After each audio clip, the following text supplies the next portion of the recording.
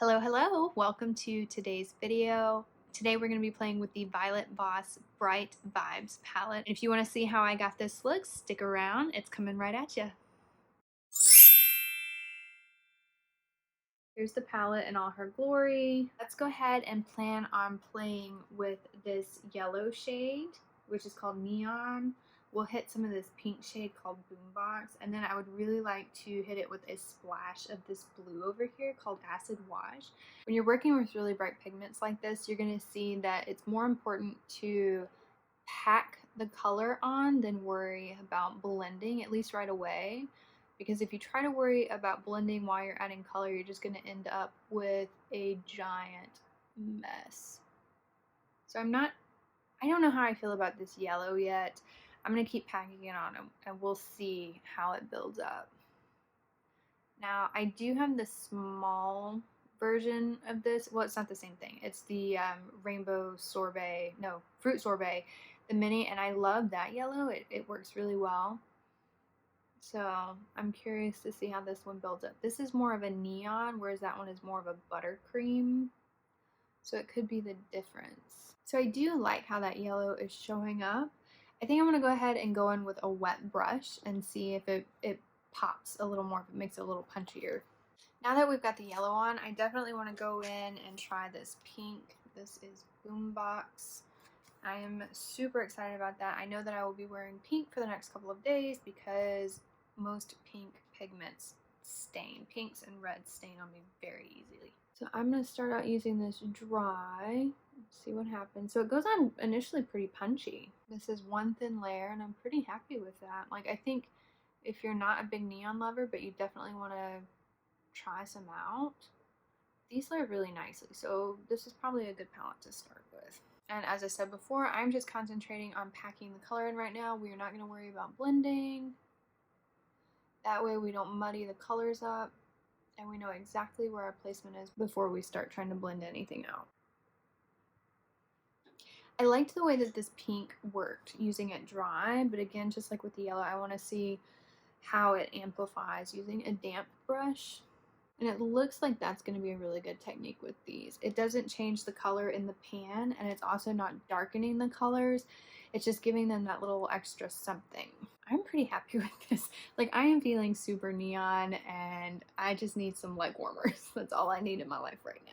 So clearly there's a little bit of mess. Okay, I think you can expect that with any kind of pressed pigment because that's what these are. These are actually pressed pigments. So it's pretty common for them to make a little extra mess, but I have to say that I'm really impressed with these because they're not making a giant mess. So kudos to Violet Voss. They are one of my favorite eyeshadow brands. They're just really soft and the pigments work really nicely. So I think we're going to go ahead and try to incorporate this acid wash shade. Maybe see if we can't blend it into the pink. Let's see how that works. So I'm going to take a fluffier brush for this.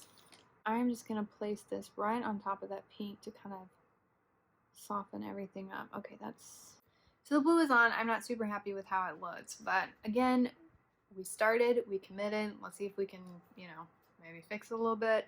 On the whole, I think I would have just stuck with the yellow and pink, but, new palette. Let's try a couple of the colors, see what happens. Okay, I lied. I changed my mind. I could not handle the blue. I did not like it. It kind of took away from the yellow and the pink, so here we are. Taking it off. Let's start over. So let's build this pink back up a little bit where I just took that blue off.